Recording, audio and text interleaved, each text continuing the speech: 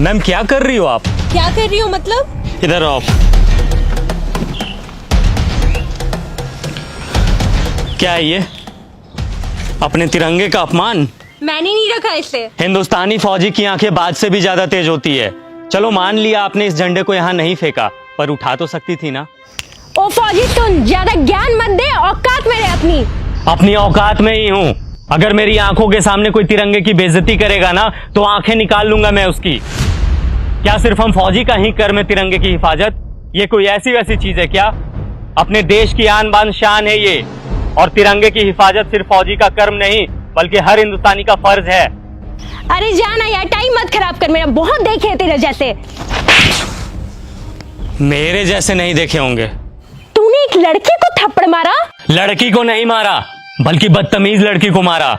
हमें यह नहीं सिखाया जाता कि किसी बेगुनाह इंसान पे अपना हाथ भी उठाया जाए, लेकिन इतना तो तुम्हें भी पता होगा कि अगर कोई इंसान हमारे तिरंगे की तरफ आंख उठा करके भी देखेगा तो हिंदुस्तानी फौजी आंखें निकाल लेगा उसकी। फौजी होने का बड़ा घमंड है तुझे, औकात ही क्या है तुम्हारी? घमंड नहीं, फौजी होने का बहुत ही ज्यादा घमंड है मुझे, और इतनी औकात ही मेरी काफी है। तुम जैसे लोग ना 25-30 हजार की नौकरी करके ही खत्म हो जाते हो, और देख मेरी औकात, 10 लाख की गाड़ी में घूमती हूँ। तुम घूमो 10 लाख की गाड़ी में, हमें 50 डिग्री गर्मी, -50 डिग्री ठंडी, तेज बारिश में भी बॉर्डर पे खड़े होकर अपने देश के लिए हंसते हंसते सीने पे गोली खाने में फक्र महसूस होता है। यही हमें सुकून देता है।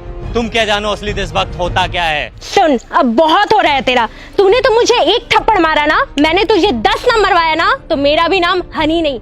मेरी दीदी यहाँ की डीएम है। रुक, अभी बुलवाती उसे। तू बस यहाँ से भागना मत। बिना डरे सीने पे गोली खाने वाले को थप्पड़ से डरा रही हो?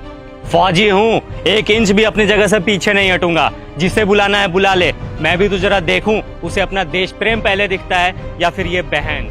रुक, अभी समझ आ जाएगा।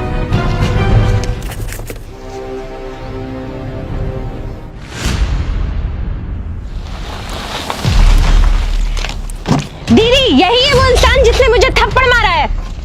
कितना मारा? एक, वो भी बहुत जोर का। कम ही मारा था। तुम एक फौजी के बारे में बुरा भला बोल रही हो, समझ में आता है ये कौन है? मैम सॉरी, बट शायद आपकी बहन कुछ ज्यादा ही मॉडर्न है। इसे तिरंगे की वैल्यू समझाने की जरूरत है। इसने ये तिरंगा इधर फेंका और जा रही थी। वो फट गया तो तू रख के क्या करती? अच्छा, फट गया था। 1 मिनट मैम।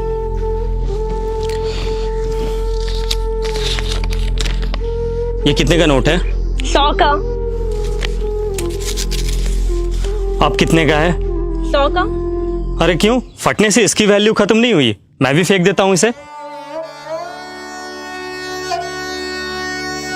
बड़े शर्म की बात है, एक नोट फट जाने के बाद भी अपनी वैल्यू नहीं खोता, चाहे वो 10, 20, 50, 100, 1000 कितने का भी हो।